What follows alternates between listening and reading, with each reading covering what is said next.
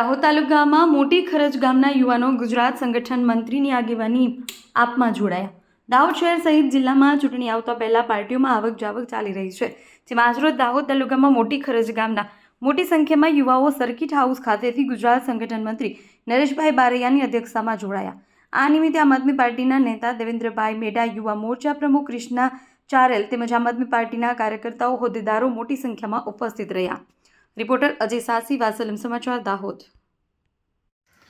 આજે દાહોદમાં આ ભાજપમાં ખલબલી મચે એવી આજે અહીંયા એક આયોજન થઈ રહ્યું છે ને એમાં અમારા ગરબાડા જે વિધાનસભા છે તેમાં મોટી ખરજમાં જે હાલ ધારાસભ્ય ચાલુ છે ભાજપના, અને એ મહેન્દ્ર બાબોરના ગામના જ અમારી પાસે યુવાઓ આમ આદમી પાર્ટીનો જે વિચારધારા છે એ સમજી વિચારીને અમારી સાથે જોડાઈ રહ્યા છે, અને આમ આદમી પાર્ટીનો રથ દિવસે ને દિવસે આ દાહોદ જિલ્લામાં ઘરે ઘરે પહોંચી ગયો છે, અને તાલુકા પંચાયત, જિલ્લા પંચાયત હવે પછી 100% બને એવી અમને એ અમારી જે પ્રતિજ્ઞા છે એ ફળે એવી અત્યારે માહોલ બની રહ્યો છે।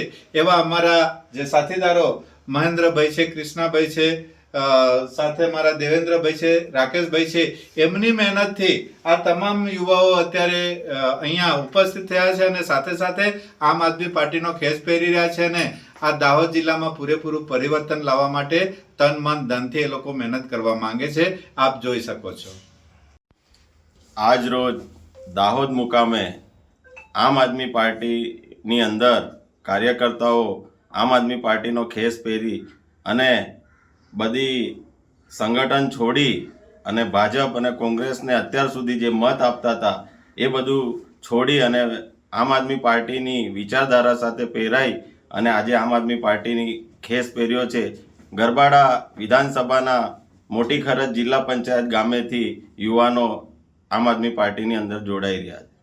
દેશ અને દુનિયાના સમાચાર જોવા માટે અમારી ચેનલ વાત્સલ્યમ સમાચારને સબસ્ક્રાઇબ કરો અને બેલ આઇકોન પર ક્લિક કરો, જેથી આપને રોજે રોજની તમામ અપડેટ મળતી રહે। સાથે જ અમારા ફેસબુક અને ઇન્સ્ટાગ્રામ પેજને ફોલો કરો।